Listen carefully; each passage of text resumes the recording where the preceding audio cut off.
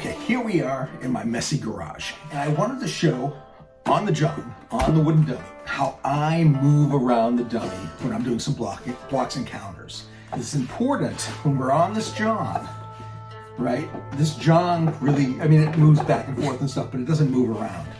We have to move around the wooden dummy. So to do this, the first one we usually do actually looks a little bit more like this, right?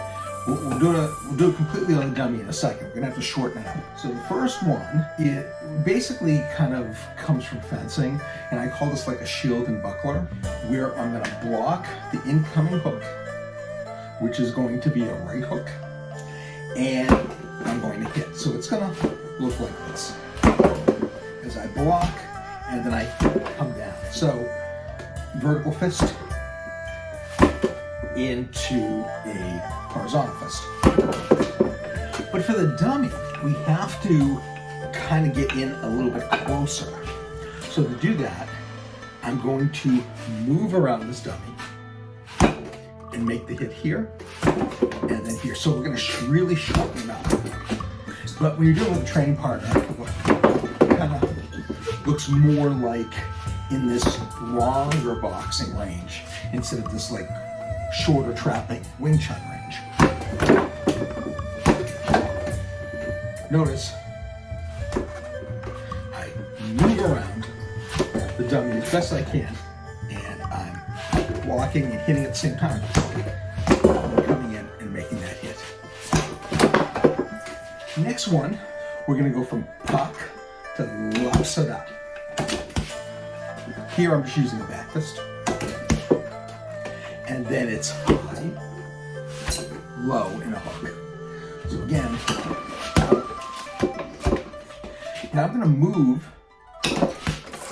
around the dummy as I move the dummy itself, right?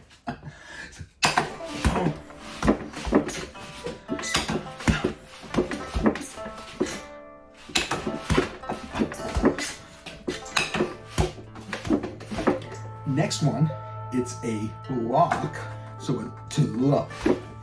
And so pak, low, into an uppercut. Notice, ba, ba. Now I move around the jaw. I don't hit anything. I guess I could scrape up against this, but I don't. I come in and 1, 2, 1, 2, go around that jaw.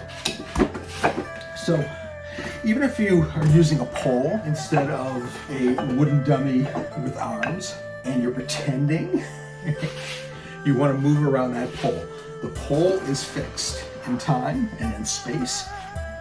And I've heard it referred to as like the world's strongest man or world's strongest person, however you want to language that. This is not going to move, so I have to move around it. The next one that I'll show, and the last one I'm going to show, as I come around, this would be Tansel into Buji, Tansel and Buji. So, boom. But for the Chun, I'm going to use palm. Use the palm heel. Notice I was cheating a little bit. I'm going to move around Chun, move around Chun.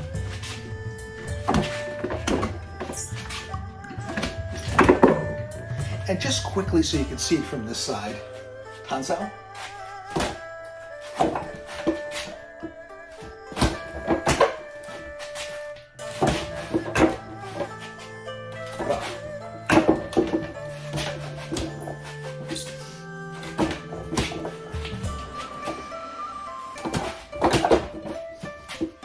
Okay, so that's basically it.